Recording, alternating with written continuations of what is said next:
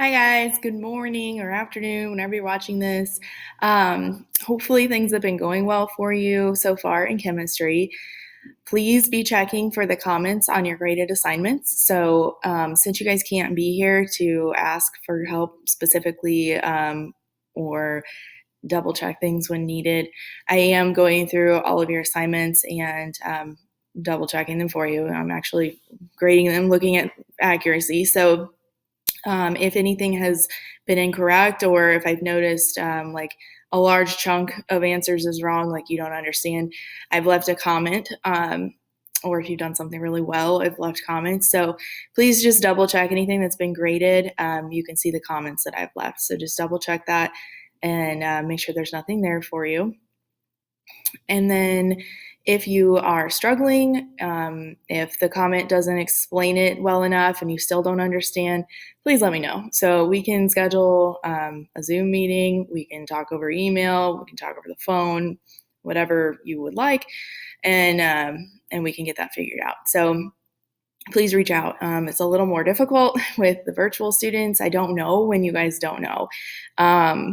Not as easily. It doesn't come until I'm grading the assignment, and by then we're kind of moving on to the next thing. So please let me know. Please reach out if you are having questions. So today we're going to wrap up the basic math portion of the chemistry in the beginning of the year. So these are just, again, it's just concepts that we're going to use throughout the year. It'll be kind of underlying, and you just need to be able to do them without any trouble, because if you're not understanding this now, then as we move through the year and we start building and things, you're using multiple different strategies to solve one problem, it's going to be more difficult, because if you don't understand the basics, the rest of it's going to be hard. So today we're going to wrap up that portion. Tomorrow or next class, we'll start talking about chemical and physical changes. So today we're going to wrap it up with metric system, metric conversions, dimensional analysis, and then a little bit of density calculations. So nothing too difficult today, just again like a baseline reminder. If you remember all this from physical science, that's great. So we're gonna start here. Move my face. This is so weird. I apologize. I'm super awkward, and that's fine. That's just who I am, but I'm trying really hard not to bring that into class, but whatever. Okay, so with your SI measurements, basically in the 1960s, the whole world got together, scientists from all over the world got together and said, this isn't working, having everything in different forms of measurement. So they got together and created the metric system. It was widely adopted worldwide in 1960. Pretty much everybody except the United States. So that's the United States, and I think like 2 other countries don't use metric system. So that makes things a little inconvenient for us, but in science, any science class, you're going to use the metric system. So we just need to be comfortable using that. I know you guys went over this some in physical science, so I'm going to try to be brief. Again, if you don't remember it, just maybe spend a little extra time going through these slides and practicing some things. So when we look at our SI units, these are the 7 basic ones that we will be looking at. We'll really use a lot this year: length, mass, time, temperature, and then moles later on. So when we start, okay, so this would be our metric conversion chart. I can't move my face out of the way. Okay, so our metric conversion chart, some people remember this by King Henry died by drinking chocolate milk. So if that is how you remember it, that's great. Basically, when we're looking at metric system, not only is it useful because it is readable and communicable throughout anyone in any country, it's also useful because it measures things in factors with 10. So that makes it very easy to convert the units back and forth. So if you're starting, let's say we're starting with grams here. Let's say you have 3 grams and you need to convert that into milligrams. You're just going to move your decimal point 3 spots to the left. Okay, so you'd have what? 0.003. If you had 3 grams and you needed to convert that to milligrams, you would move your decimal point 3 spots to the right. So that'd be 3,000. Okay, so it's very easy to convert anything in the metric system to another unit in the metric system because they're all powers of 10. Okay, so deci is 1/10 of the base unit, centi is 1/100th of the base unit, milli is 1/1000th, in the same way over here. So there's a 10, like deca is 10 of the base units, hecto is 100, kilo is 1,000. So it's really just a pretty easy way to convert things. So some of our units you'll notice will be derived units, and that just means that you have 2 or more units put together for the unit measurement, the designation there. So if you look down at the bottom here, like, let's see, let's find an easy one. I don't know. They're all pretty easy. So if you find some of these, density is the easiest one. Density is one we use a lot in chemistry. I wish that was on this list, but it's not. So when you do have density, let's see if I can. So you'd have like grams. Oh, I don't have my writing pad. That's messy. Okay. So I'm sorry, but density would be measured in grams per milliliter. Okay, so that's an M. So grams would be your mass portion of that, and then milliliters is the volume. So we'll talk about it in a minute, but density is mass divided by volume. So for density, there's not like a new name for the unit you'd put on it. You just have a derived unit. So it's going to be grams per milliliter. Oh, let's erase that bad boy. Okay. Oh, well. Okay. All right, so just an overview of what volume is. You know that volume is just how much space something takes up. So solids and liquids can both have volume. Technically, gases can have volume if they're stuck in a container. But one thing to note is that centimeters cubed is a direct translation to milliliters. So here it says liters to 1,000, and that's true.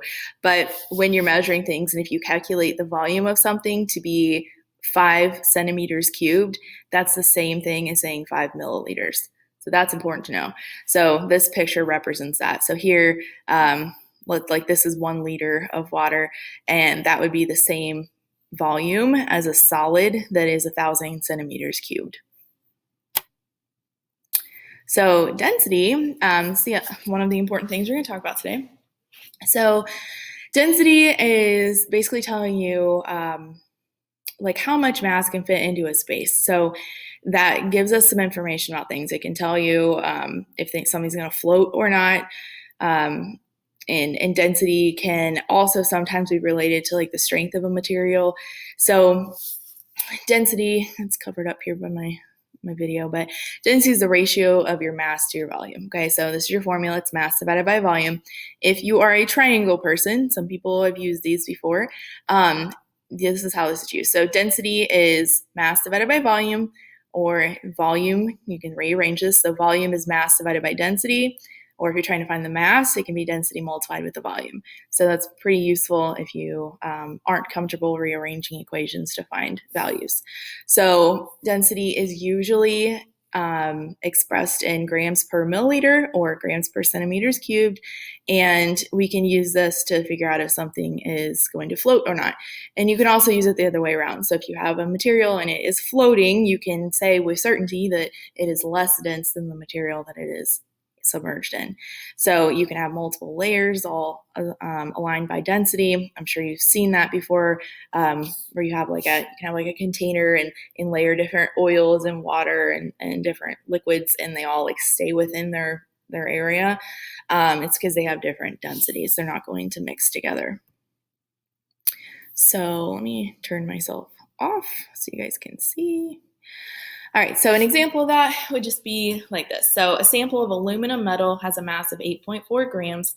The volume is 33.1 centimeters cubed. Calculate the density of the aluminum. So we know that density is mass divided by volume. So we'd put in our mass of 8.4, divide that by 3.1 centimeters to give us a density of 2.7 grams per centimeter cubed. Another way to look at it, to use this formula, is to solve for one of the other variables. So diamond has a density of 3.26 grams per centimeter cubed. What is the mass of a diamond that has a volume of 0.350 centimeters cubed? So we're finding mass.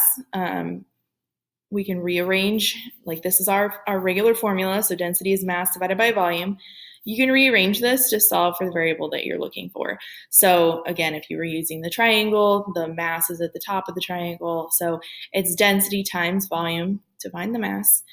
So when you're given the other two things, you just plug this in and solve for it. So we have density times the volume, and that will give us our mass. So in this case, the mass of this diamond was 1.14 grams.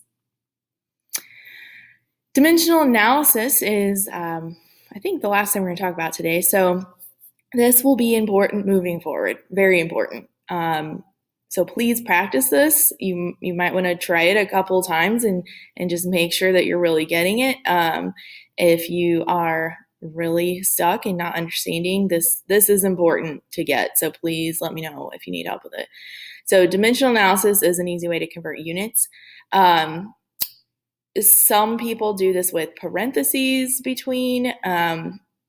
If that's the way you do it and you're comfortable with it and you're getting the right answers, that is fine. There is more than one way to do this, but this is the way that I teach because it seems to be pretty consistent and understandable. So basically what you do is you create, I call these boxes, okay? So you create your boxes. You put your starting amount in the top left corner. Okay, so I have 24 inches and I'm trying to convert this into feet. So whatever unit is here, you're going to bring that unit across into the next box. So if it's down here, you bring it down and across. So now I have inches here. The next logical step, because we're trying our end amount, we're trying to get it into feet. We know that we can convert inches straight into feet, right? There's a conversion factor there. So the conversion factor is what goes here. So if we have inches here and feet up here, I know that 1 foot is equal to 12 inches. So like it shows down here, inches would cancel. You're left with the unit that you are wanting to use. And so now you just have some math to do. So you would multiply the values across the top, multiply the values across the bottom, and divide. So with this one, it's very, very basic. So you just end up having 24 divided by 12, which gives you 2 feet. So these will become much longer throughout the year, especially about mid-year when we're right before and after Christmas break time. These will get really long when we're making long conversions. So very important to understand this now. So here's another example. So we're converting 50 meters into millimeters. And since the metric system is easy, I know you can just move your decimal points around, but I wanted to use this example. So I put 50 meters in the top left corner of this box. Meters is the unit, so that unit will come down and across. Okay. And then I'm trying to convert this into millimeters. So I know that 1 meter is equal to 1,000 millimeters. So that's the conversion factor I'm going to use there. And then that would cancel my units, which I'm left with the units that is my goal unit. And now I just do the math to solve it. So I'd have 50 times 1,000, and then 1 is not multiplied with anything. So it'd be 50 times 1,000 divided by 1 to give me 50,000 millimeters.